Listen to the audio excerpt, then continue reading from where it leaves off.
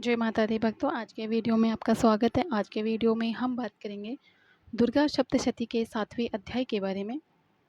ऋषि बोले, शुभ की आज्ञा पाकर के चंड और मुंड चतुरंगी सेना तथा संपूर्ण हथियारों से सुसज्जित होकर चल दिए और हिमालय पर्वत पर पहुंचकर उन्होंने सिंह पर स्थित देवी को मंद मंद मुस्कुराते हुए देखा। तब वे असुर धनुष और तलवार लेकर देवी की तरफ उसे पकड़ने को बढ़े। तब उन शत्रुओं को इस प्रकार देख अंबिका ने क्रोध किया तो भगवती का मुंह श्याम रंग का हो गया। उनकी टेढ़ी बोहे तथा माथे की सिकुड़न से तक्षण ही उसमें से तलवार और पाश लिए चीते के चर्म की साड़ी तथा नरमुंडों की माला पहने हुए विचित्र खड्ग धारण किए हुए भयानक सूखा शरीर, हड्डियों का ढांचा व अति लंबे शरीर वाली जीभ को मुख से बाहर लपलपाते हुए भयंकर लाल लाल आंखों जो भीतर से धसी हुई थी, ऐसी भयंकर विकराल मुखी काली प्रकट हुई। उनके भयंकर शब्द से सभी दिशाएं गूंज उठी। वह देवी असुरों की सेना पर टूट पड़ी और असुरों को भक्षण करने लगी। इस प्रकार घोड़े, रथ तथा युद्ध करने वाले सारथी समेत योद्धाओं को पकड़ पकड़कर मुख में डालकर दांतों से चबा रही थी। किसी के केशों को पकड़कर, किसी के गर्दन को दबाकर, किसी को पांवों से कुचलकर, किसी को छाती से धक्का दे करके मार दिया था। उन दैत्यों के द्वारा फेंके गए अस्त्र और महाअस्त्रों को अपने मुख में पकड़कर दांतों से चबाकर चूर्ण कर डालती।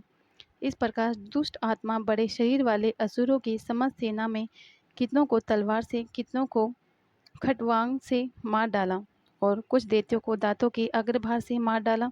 देवी के द्वारा क्षण मात्र में ही असुरी सेना का विनाश होते देखकर चंड उस अति भयंकर नेत्र वाली काली के सम्मुख बड़ी शीघ्रता से आया और उसने महाभयंकर बाणों की वर्षा की तथा मुंड ने हजारों चक्र फेंक करके भयंकर नेत्र वाली देवी को ढक दिया। काली देवी के मुख में प्रवेश करते ही वे चक्र इस प्रकार सुशोभित हो रहे थे मानो बादलों में सूर्य बहुत तेरे मंडल प्रवेश कर रहे हो।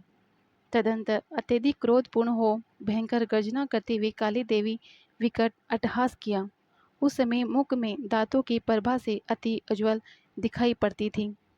फिर देवी भयंकर हम शब्द का उच्चारण करते हुए तलवार लेकर के महादैत्य चंड के पीछे दौड़ी और उसका केश पकड़कर खड्ग से काट डाला।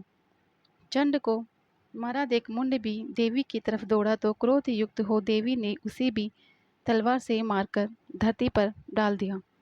चंड और मुंड को मरा हुआ देख करके शेष बची हुई सेना वहां से भाग निकली।